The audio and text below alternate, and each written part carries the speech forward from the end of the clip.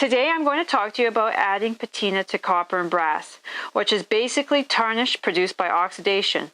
We do this to many of our pieces to bring out the details and add an antiqued look. We add patina to most of our jewelry pieces as well as metal pieces used in our costumes, handbags, journals, and other items.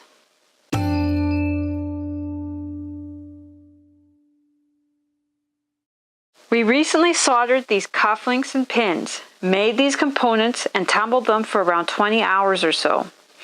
These earring components are going to be left shiny, and all the cufflinks and pins are going to be oxidized. We used a polishing and burnishing solution with steel shot. This solution can leave a little residue on the surface of the piece, which if not removed, could create a patchy patina or cause the patina not to work. We usually sand or use a low abrasive brush for our flex shaft to quickly remove any residue sitting on top of the piece.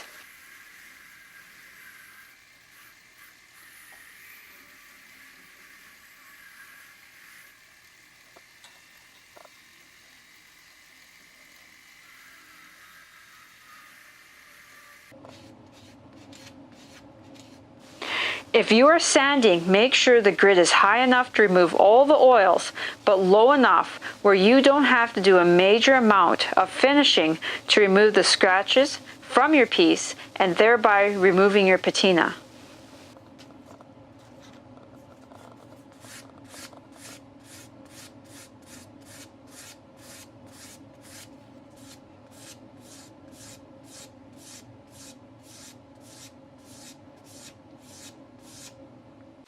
If you use dish soap instead of the polishing solution with your steel shot, there is occasionally a residue that has to be removed as well. Even fingerprints can prevent the patina from working, so try to avoid touching where you want to darken the piece. We use a variety of patinas on our work.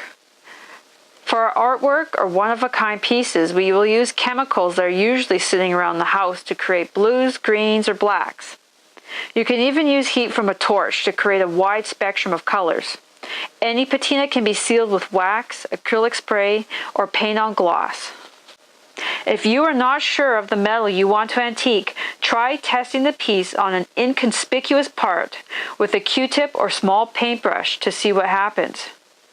Occasionally, metal that appears brass or copper may be just coated, and once you try to sand, the finish is removed. Also, there are a lot of stones that cannot be submerged in the solution. Because of this, painting the patina onto metal may be a better solution. There are also commercially available patinas you can use like Liver or Sulfur, but today I will be using Jax's copper and brass patina. I personally like this because it's low smell, the patina stays on very well, and you don't have to heat the solution or use electricity to get a beautiful finish. The same process I'm using today can be used with Liver of Sulfur as well. Once you have your gloves and eye protection on, you can dip your brush or rag into the solution and gently rub it on. I like using a brush because it gets into all the details, but sometimes a brush can flick back at your face, which is why I suggest using eye protection that covers your eyes all the way around. If you want an overall patina, you can add a little bit to a small dish and dip the item into the solution. With Jax and Liver Sulfur, you can dilute it to slow down the process to add a bit of control with how dark you want to go.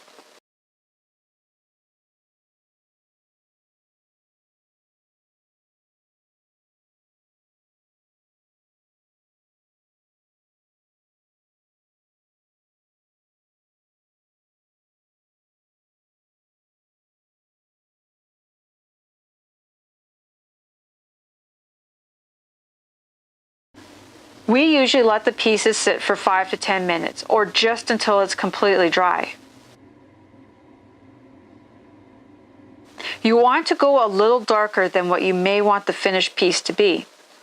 That way, when you sand, use steel wool or Scotch-Brite to remove some of the patina, it will still leave some of the darker color in the recessed areas. Once the piece is complete, wash it with a bit of dish soap in a little container. Rinse it well with fresh water and dry it. Now you can leave the piece how it is, seal it if you like, or sand it to remove some of the darker areas. If you want to make it a little darker or you remove too much of the patina, you can just reapply the solution. The same process can be used for just about any patina for silver, brass, or copper using just the Jax brand or liver of sulfur. Other metals and solution may require different steps or a neutralizer to be added to the process to stop the chemical reaction. When in doubt, thoroughly research the manufacturer's process and read the Material Safety Data Sheet or MSDS document.